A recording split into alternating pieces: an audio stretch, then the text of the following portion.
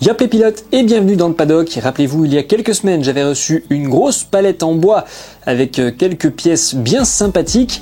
Deuxième épisode aujourd'hui avec une autre boîte en bois que je peux pas vous montrer parce qu'elle ne rentre pas dans le cadre et qu'il faut être plusieurs pour la déplacer. Je vais chercher un petit peu d'aide, on la déballe et on installe tout ça. Petite voix off.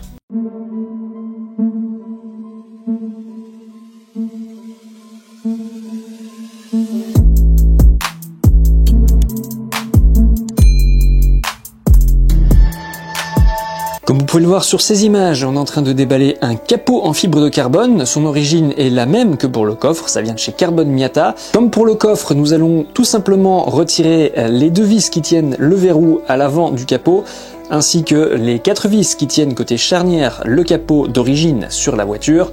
Et ensuite, tout simplement, on va replacer ces vis sur le capot carbone. Contrairement au coffre, il n'y aura ici absolument aucun ajustement à faire. Le capot carbone est tombé pile poil au bon endroit du premier coup. Ça c'est rare pour être signalé. Encore une preuve qu'on peut trouver des pièces de bonne qualité en provenance de Chine, puisque je le rappelle, Carbon Miata est basé à Shanghai. Comme pour le coffre, la première pose, ça semble vibrer légèrement. C'est tout à fait normal. On va de nouveau, comme pour le coffre, donc récupérer les caoutchoucs d'amortisseur qui viennent se poser à l'avant du capot, qui lui permettent de se maintenir de façon plus rigide sur la partie à côté du verrou. Et ce sera déjà tout pour cette installation qui nous a pris littéralement 16 minutes au total, donc très rapide, 16 minutes, unboxing inclus, en s'y mettant évidemment à deux.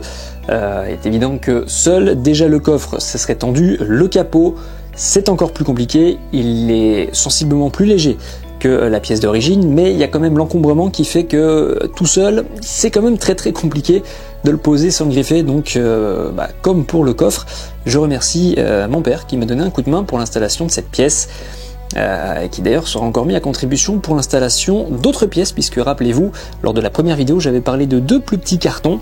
On se laisse sur ces images, merci à tous d'avoir suivi cette vidéo. Si vous souhaitez revoir l'épisode concernant le coffre, il va s'afficher dans le coin juste en haut à droite.